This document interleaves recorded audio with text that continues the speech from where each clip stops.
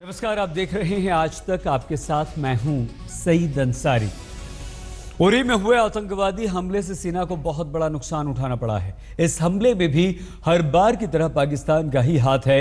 मुठभेड़ में मारे गए आतंकवादियों से पाकिस्तान की मुहर वाले सामान और हथियार बरामद हुए हैं और इस हमले का मास्टरमाइंड है पाकिस्तान में बैठा आतंकवादी शैतान जैश ए मोहम्मद का मुखिया मौलाना मसूद अजहर।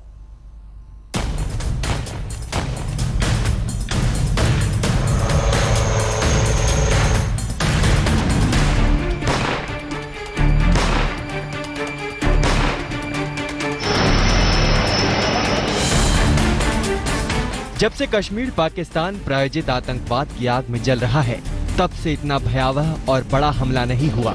लेकिन इस हमले ने सेना को गहरे जख्म दिए हैं। देश को अपने 17 ट्रेंड और बहादुर जवानों से हाथ धोना पड़ा है। हर बार की तरह इस बार भी ये साबित हो गया कि इस हमले के पीछे पाकिस्तान का हाथ है।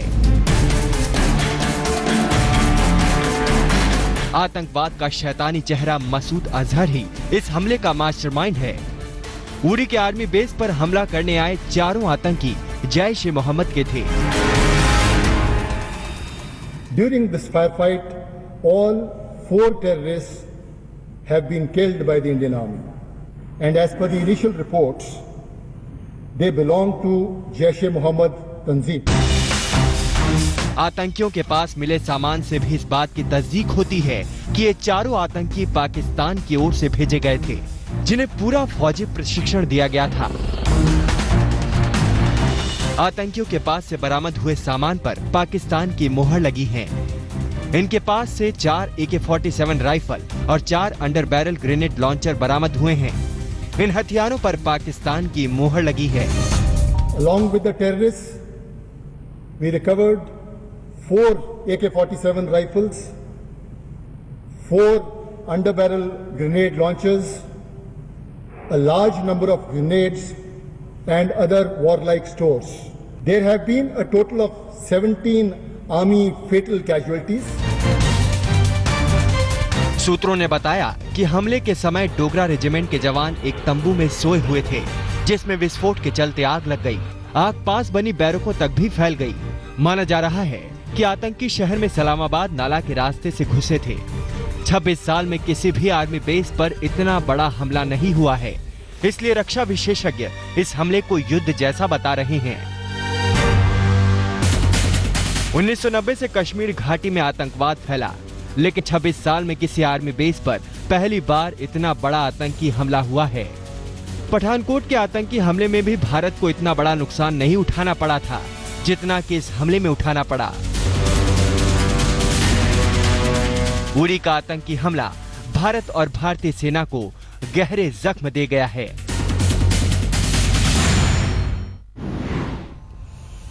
जैश ए मोहम्मद के आतंकवादी मुखिया मौलाना मसूद अजहर ने 8 महीने के अंदर 2 बड़े आतंकवादी हमलों को अंजाम दिया है। उसके भेजे आतंकवादियों ने पहले पठानकोट को अपना निशाना बनाया और उसके बाद उरी को। दोनों हमले सेना के बेस कैंप पर किए गए और दोनों हमलों के पैटर्न में कई तरह की समानताएं भी हैं।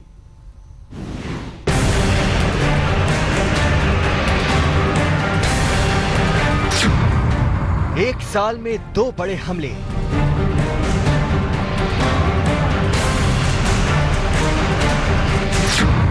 पहला हमला पठानकोट एयरफोर्स बेस।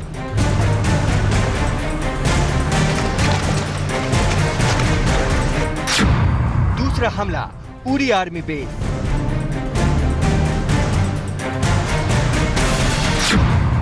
दोनों का मास्टरमाइंड एक। 2016 के 2 बड़े आतंकवादी हमलों के पीछे पाकिस्तान में बैठे आतंकवाद के इसी मौलाना का हाथ है। मौलाना मसूद अजहर के ही ट्रेंड आतंकियों ने 2 जनवरी 2016 को तड़के पठानकोट में वायुसेना के बेस पर हमला किया था और 18 सितंबर 2016 को फिर उसके आतंकियों ने उरी के आर्मी बेस पर हमला कर दिया। पाकिस्तान की शय पर ही लगातार भारत के आर्मी बेस पर हमले हो रहे हैं, क्योंकि पाकिस्तान जानता है कि सीधे लड़ाई उसके बूते की बात नहीं। और इस तरह के हमलों में उसका कोई नुकसान। पठानकोट हमले के बाद जैश ए मोहम्मद के मास्टरमाइंड मसूद अजहर ने उरी को निशाना बनाया है और दोनों हमलों का पैटर्न एक जैसा ही है। 8 महीने पहले जैश के आतंकियों ने पठानकोट में तड़के करीब 4 बजे आतंकियों ने हमला किया। उरी में भी तड़के करीब 4 बजे आतंकियों ने हमला किया। पठानकोट में ड्यूटी बदलने के समय का फायदा उठाया। उरी में भी ड्यूटी बदलने के समय का फायदा उठाया। पठानकोट में तार काटकर बेस में दाखिल हुए आतंकी, उरी में भी तार काटकर और दीवार फांदकर बेस में दाखिल हुए आतंकी। पठानकोट में 7 जवान शहीद हुए, उरी में 17 जवान शहीद हुए।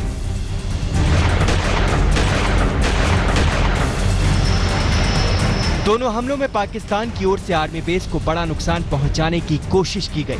इन हमलों में जवानों और आर्मी के अहम हथियारों को नुकसान पहुंचाना ही आतंकियों का मकसद रहा है और दोनों हमलों के पीछे दिमाग रहा है पाकिस्तान की सरपरस्ती में बैठे मौलाना मसूद अजहर का।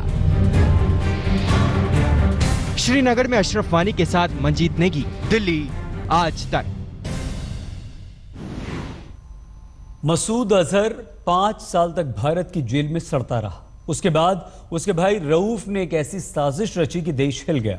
रऊफ 5 आतंकवादियों समेत 178 यात्रियों वाला विमान IC-814 को हाईजैक करके अपने साथ कंदहार ले गया और उसके बाद मसूद अजहर को रिहा करना पड़ा। रिहाई के बाद मसूद अजहर आतंक का आका बन गया और अब भारत के लिए एक बड़ा खतरा साबित हो रहा है।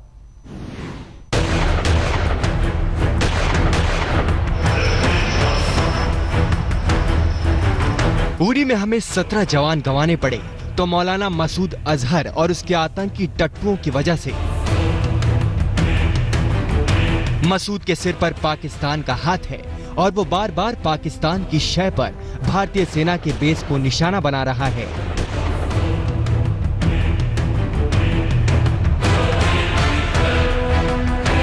अजहर आतंक का वो सौदागर है जिसने भारत के खिलाफ एक नहीं 100 बार साजिश रची है। अगर 1999 में IC-814 प्लेन का हाईजैक ना हुआ होता तो 1994 में श्रीनगर से गिरफ्तार हुआ मसूद भारत की जेल में सड़ रहा होता या फिर फांसी पर लटका दिया गया होता। ये उसी दौरान की तस्वीरें हैं जब विमान यात्रियों के बदले मसूद अजहर को रिहा किया गया था। मसूद का भाई रऊफ 1999 में काठमांडू में एयर इंडिया के विमान के अपहरण का मास्टरमाइंड था। 5 हथियारबंद आतंकियों ने 178 पैसेंजरों के साथ इंडियन एयरलाइन के IC-814 प्लेन को नेपाल के काठमांडू से हाईजैक किया था। उसे अमृतसर, लाहौर और दुबई के रास्ते अफगानिस्तान के कंधार एयरपोर्ट ले जाया गया था। यहाँ लोगों को 8 दिनों तक बंधक बनाया गया था। उनको छोड़ने के बदले 3 खूंखार आतंकवादियों की रिहाई मांगी गई थी।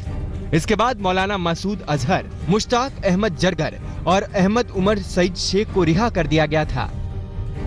भारत से रिहाई के बाद सन 2000 में मसूद अजहर ने अपना आतंकी संगठन जैश ए मोहम्मद बनाया। इसमें हरकत उल मुजाहिदीन और हरकत उल अंसार जैसे कई आतंकी संगठन भी शामिल हुए। अजहर हरकत उल अंसार का सचिव रह चुका था। हाल ही में भारत ने मसूद अजहर पर संयुक्त राष्ट्र से पाबंदी लगाने की अपील की थी, लेकिन चीन ने इस पर वीटो लगा दिया। रिहाई के बाद से पाकिस्तान में बैठा मसूद अजहर भारत के खिलाफ साजिश रच रहा है। वो पाकिस्तान के बहावलपुर में अपना हेडक्वार्टर बनाकर भारत के खिलाफ साजिश रचता रहा है और पाकिस्तान उसे अपने सिरपरस्ती में आगे बढ़ाता जा रहा है। यहाँ पर हम रुकेंगे कुछ देर के लिए, लेकिन लौटकर जब आएंगे तो दिखाएंगे कि रिहाई के बाद मसूद अजहर ने कैसे कैसे भारत के खिलाफ रची है साजिश। मसूद अजहर रिहाई के बाद आतंकवाद का सरगना बन बैठा। आर्मी ट्रेनिंग में फेल हो चुके मसूद अजहर ने अपना एक अलग आतंकवादी संगठन खड़ा किया और आतंक की एक बड़ी सेना बना ली। इसके बाद मसूद अजहर ने पाकिस्तान की सरपरस्ती में आतंकवादी कैंप लगाए और अब भारत पर लगातार आतंकवादी हमले करा रहा है।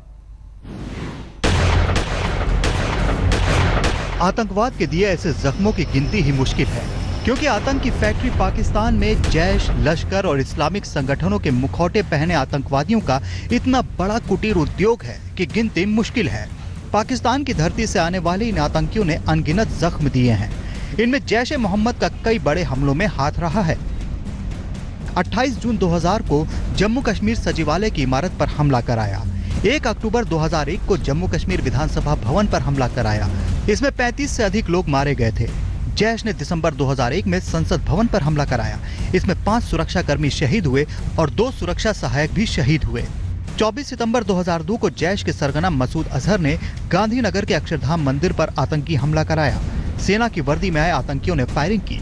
इसमें एनएसजी के 2 कमांडो शहीद हुए और 31 नागरिक मारे गए, जबकि 81 लोग घायल हुए। नवंबर 2007 में जैश ए मोहम्मद ने अयोध्या और वाराणसी में धमाके करवाए। 2 जनवरी 2016 को जैश ने पठानकोट में वायुसेना के बेस पर हमला किया। इसमें 7 जवान शहीद हो गए। अब 18 सितंबर 2016 को जैश ने उरी आर्मी बेस पर हमला किया, जिसमें आतंकियों से लड़ते हुए देश के 17 बहादुर जवान शहीद हो गए।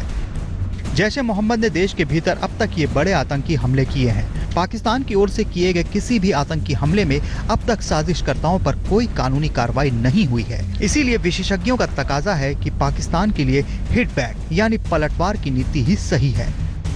आज तक ब्यूरो।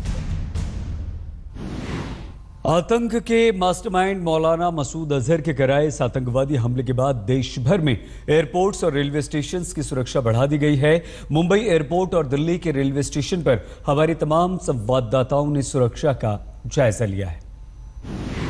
जम्मू कश्मीर के उरी सेक्टर में आतंकी हमला हुआ सेना के बेस कैंप पर, जिसमें 17 जवान सवेरे सवेरे शहीद हो गए। ऐसे में जो आपात बैठकें लगातार बुलाई जा रही हैं, गृह मंत्री राजनाथ सिंह ने बैठक बुलाई है, रक्षा मंत्री मनोहर पर्रिकर कश्मीर की ओर रवाना कर दिए गए हैं। ऐसे में देश के जो तमाम हवाई अड्डे और रेलवे स्टेशन हैं उन पर सुरक्षा व्यवस्था काफ़ी कड़ी कर दी गई है। हम लोग इस वक्त मौजूद हैं नई दिल्ली रेलवे स्टेशन पर, जिसमें सुरक्षा व्यवस्था यहाँ पर काफ़ी ज़्यादा कड़ी कर दी गई है। सुरक्षा व्यवस्था के तहत जवानों को यहाँ पर तैनात किया गया है। किसी भी संदिग्ध परिस्थिति से निपटने के लिए जवानों को अतिरिक्त यहाँ पर सुरक्षा बलों की टुकड़ियां तैनात की गई हैं। और आप देख सकते हैं कि ये जो जवान हैं, जो बैठी हुई भीड़ है, इसको हटाया जा रहा है। सामान की यहाँ पर चेकिंग की जा रही है और किसी भी तरह की असंदिग्ध परिस्थिति से निपटने के लिए यहाँ पर सुरक्षा व्यवस्था को काफ़ी ज़्यादा कड़ा कर दिया गया है। सभी रेलवे स्टेशन और हवाई अड्डों पर हाई अलर्ट की घोषणा की गई है। आपात बैठकों का दौर चल रहा है। कश्मीर में हुए आतंकी हमले के बाद में फिलहाल नई दिल्ली रेलवे स्टेशन पर सुरक्षा व्यवस्था को काफ़ी ज़्यादा मजबूत कर दिया गया है। कैमरामैन विपिन के साथ मणिदीप शर्मा, दिल्ली आज तक।